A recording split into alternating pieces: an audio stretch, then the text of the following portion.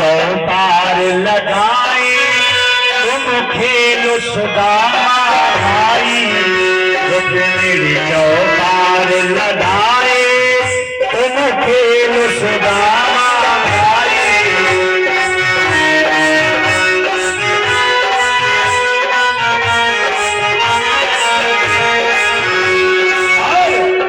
बाजी हार गए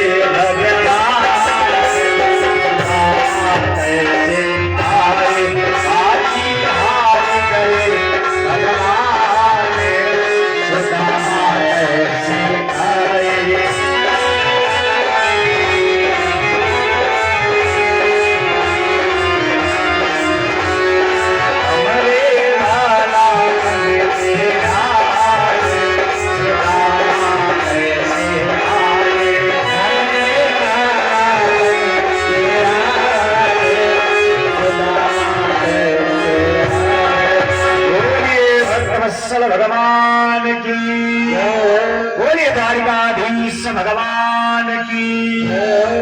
आज इस प्रकार से सुदामा जी महाराज रुके 1-2 दिन और विदाई मांगी, भगवान से कहने लगे अब मुझे जाने की अनुमति दो। सुदामा जी महाराज चलने लगे तो भगवान कन्हैया बोले जा करके भाभी से राधे राधे कहना। सुदामा जी कहने लगे कुछ दिया नहीं, फिर कहने लगे याद दिला दें। बोले भैया मैं जा रहा हूं।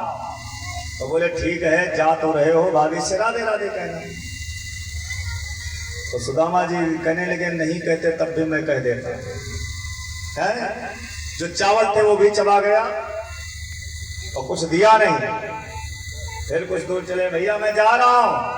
भगवान बोले जा करके भाभी से राधे राधे कहना। सुदामा जी से अब कन्हैया को नहीं गाली दे रहे, कन्हैया के ऊपर नहीं नाराज हुए, अब सुशीला के ऊपर नाराज हो गए और कहते थे जाओ मित्र से क्षमा मांग करके आओ। गए आए, जो चावल थे वो भी चबा गया, कुछ दिया नहीं। चल पड़े सुदामा जी। चलते चलते चलते चलते सुदामापुरी में पहुंचे। अपने घर के पास में तो देखा एक बड़ा महल सुंदर बना है। अब सुदामा जी सोचे ये तो बड़ा गड़बड़ हो गया, मेरी पंडिताई थी उसको भी कोई ले गया, झोपड़ी थी वो भी कोई गायब कर दिया, महल बना लिया, ये बड़ा गड़बड़ हुआ। सुदामा जी महाराज उस महल के चारों तरफ देख रहे। सुशीला की नजर पड़ गई। सुशीला ने कहा जो ये ब्राह्मण आया है इसको बुला ला।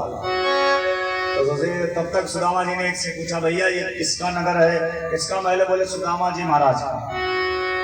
बोले जी सुदामा जी गए कहाँ? बोले द्वारिकापुरी। बोले हो सकता कोई दूसरा सुदामा आ गया है। सुशीला ने इनको बुलवाया, बढ़िया सुंदर सी थाली सोने की सजी आरती किया और आरती करने के बाद सुदामा जी महाराज को विश्वास नहीं हुआ। जब विश्वास नहीं हुआ तो सुशीला कहने लगी कन्हैया अब तुम ही सहारा।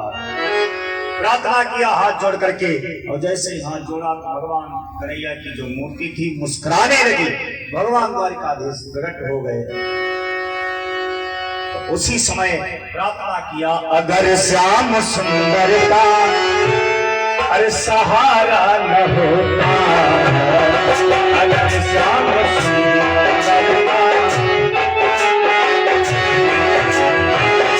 अगर श्याम सुंदर का सहारा न होता, अगर श्याम सुंदर का सहारा न होता, दुनिया में कोई हमारा न होता।